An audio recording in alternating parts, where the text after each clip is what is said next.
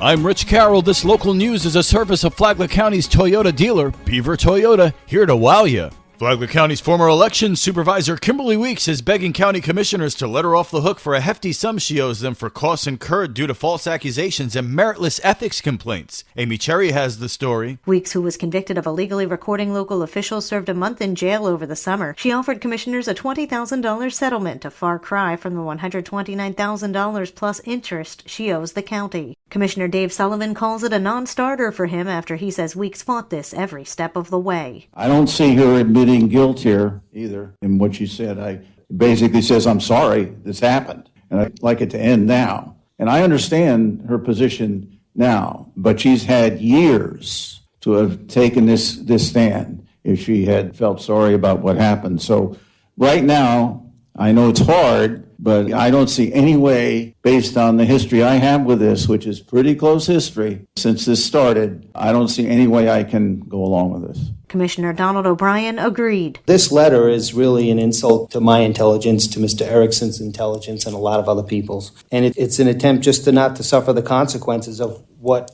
has been a long-term behavior, not just something that happened one time. And it in no way, in my opinion, can compensate the county for the time of the legal staff, other folks that work for the county, all the public records requests. It's got to come up to thousands and thousands of dollars. Commissioners voted unanimously to reject Weeks' offer. From the WNZF Newsroom, I'm Amy Cherry.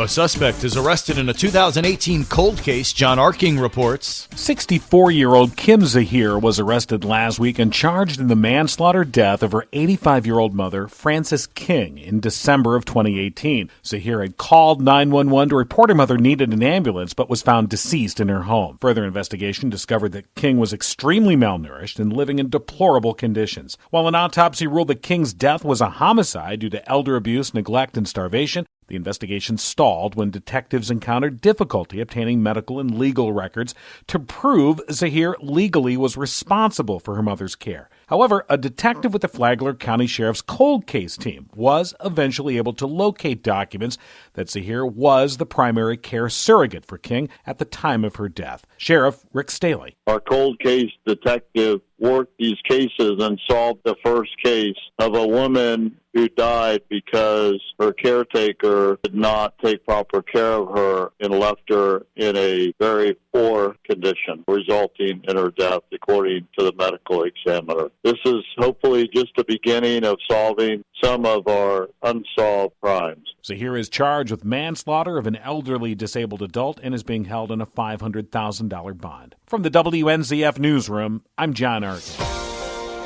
It's National Library Week, and Flagler County's library is celebrating in a big way. Karen Johnson has the details. This week, the Flagler County Public Library is hosting Welcome to Your Library for All, especially Alice, who is to be the newest resident on the Palm Coast Arts Foundation Turtle Trail. The theme is intended to promote the idea that libraries play an essential role in transforming lives and strengthening the community, says Library Director Holly Albanese. Holly says the library is a place for learning, discovery, and exploration. We circulated more than 380,000 collection items, including ebooks, presented almost 375 youth programs, which these are in-person programs pre-COVID.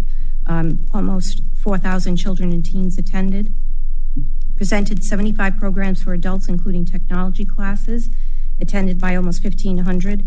Provided more than 123,000 public internet workstation and wireless sessions. As part of Flagler County Public Library's celebration for National Library Week, Alice, inspired by Lewis Carroll's famed book, The Adventures of Alice in Wonderland, and created by artist Robert Amon, is being unveiled this afternoon at the Palm Coast Main Branch Library. In addition, Flagler County Public Library is hosting other programs during National Library Week. For Flagler's Morning News, I'm Karen Johnson.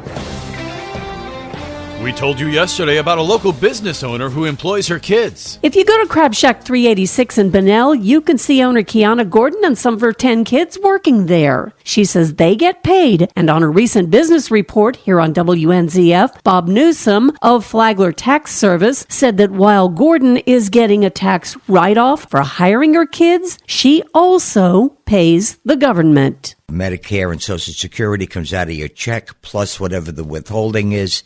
And as the employer, they have to match the 6.25 and 1.45.